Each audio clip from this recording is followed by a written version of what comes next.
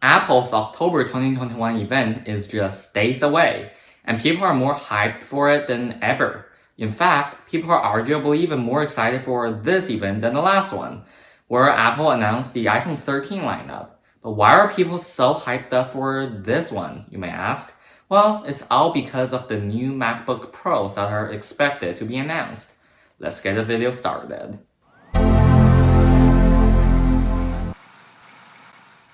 So, first of all, let's go over what we already know about these new laptops.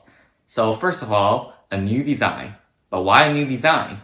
Well, the current MacBook Pro design was introduced in October 2016, which was 5 years ago, and people absolutely hated it. The display delamination issue was not solved. The infamous butterfly keyboard, which was loud, had little travel, and kept failing at the entrance of a dust particle, was placed into the MacBook Pro. The weird touch bar was also introduced, and some people like it, but I personally do not. Especially when they used to have the escape key as part of the touch bar. Like, Apple actually thought it was a good idea to do that. And the laptop was only 1.55 centimeters thin, as if the, at the time, current 1.8 centimeters thin Retina MacBook Pro wasn't thin enough already. But I mean, it was introduced when everyone wanted their devices to be as thin and light as possible, so I'm not really surprised. And because it's so thin, the power-hungry and inefficient Intel processor started to heat up in such a thin chassis, and the system had to constantly throttle the performance down so the computer wouldn't literally turn into an oven. And the port situation, where their quote-unquote pro laptops only had 4 USB-C ports, where in lower-end models, only 2. 2 on the left and 2 on the right. And that's it. That's all the ports you get. Yeah, it was an absolute train wreck. So this year, according to the leaks and rumors, Apple will just throw the old and failed design out of the window and go yeah, just forget about what has happened in the last 5 years, because today we're going to fix it. And this will probably be the new design. And if this is the final design, then it'll probably dominate the high-end laptop market and blow its competitions out of the water. Let's get into the details. The models they're replacing are the current higher-end 13-inch and all 16-inch models. So the overall design is flatter, which, if you've been following up with Apple for the past few years, is their new design language. Flat edges, everything. So this year, the MacBook Pro will switch to the new design language. And the touch bar? Not a thing anymore. The beloved standard function keys have returned. And the Touch ID button will also have a backlight. On the top lid, the display will get a massive improvement. The bezels will be shrunken, so the 13-inch model will become the 14-inch model due to the larger screen. The 16-inch model will stay at 16-inch, however, because the display bezels for the current 16-inch MacBook Pro is thin enough already. The new displays are also expected to utilize the mini LED technology, which was first seen on the M1 iPad Pro earlier this year. It's basically a LCD panel, but with true blacks. And according to a very recent leak, it will probably also be 120 Hz, which will be huge if true. I mean, it kind of makes sense. The mini LED iPads have 120 Hz, so using the same manufacturing technique as the iPad displays will save them money, and therefore resulting in 120 Hz mini LED MacBook Pro displays. And after being stuck with USB-C ports and only USB-C ports for the past 5 years, well, and the headphone jack, surprised that Apple still hasn't removed it yet, our ports are finally back, for the most part. On the left, we have a MagSafe charging port. Yes, MagSafe is back too after a long 5-year break. This time, smaller. There will be 2 next-generation USB 4 ports in a USB-C form factor and a headphone jack. On the right, we have another USB 4 port, an HDMI port, and SD card reader. So we can finally throw away most of our dongles now, except for USB-C to USB-A ones. But wait, there's more! Apple promised last year that they're going to switch all of their computers to their own processors from Intel in 2 years. A year has already passed, and Apple is now taking another step to complete this transition.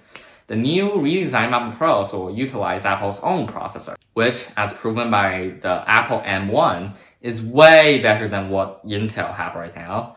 And the new processor will probably be called the M1X, although it can change. As suggested by its name, the M1X is just simply a better version of the M1.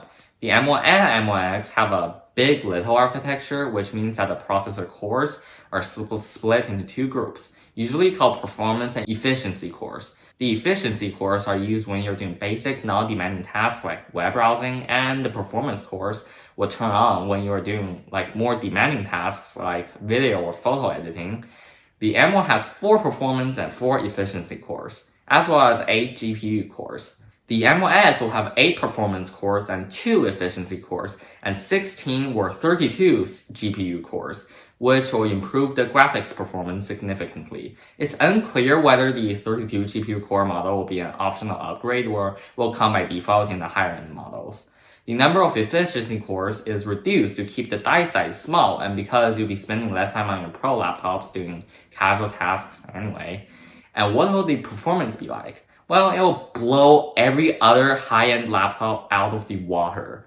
The M1's performance just already insane, but the M1X will be even better. No benchmarks have been leaked yet, so the best we can do is just to predict it. Since the M series chips are based on the A series chips used in iPhones and iPads, we can use performance differences between previous regular and X chips to predict the performance of the M1X. So the regular A12 processor has an average Geekbench score of around 2500, and the A12X has an average Geekbench score of around 4700. That's a performance increase of 88%. Similarly, the A10 processor has an average score of 1350, and the A10X has a score of 2300, so a 70% increase. The 8 GPU core variant of the M1 model has an average Geekbench score of 7600, which is already on par with many higher-end processors. And let's just assume that the M1X will be 80% faster than the M1.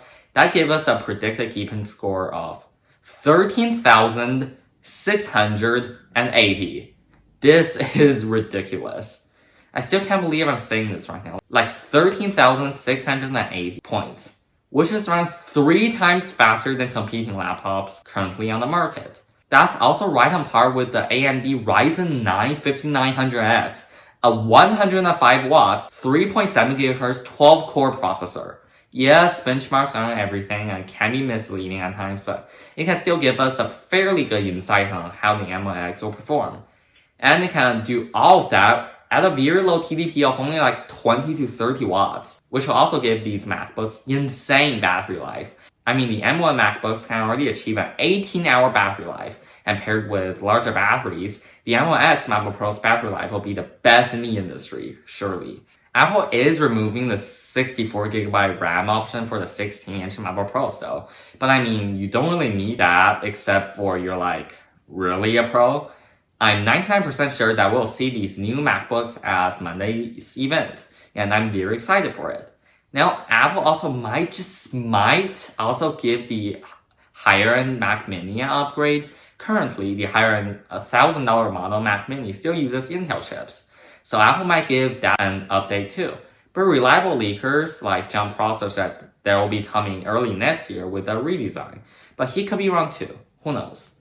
Let's wait for the event and see. Thank you so much for watching. Don't forget to share, like, and subscribe. I really want to hit my goal of 500 subs by the end of the year. And I will see you very soon with a summary of the event on Monday.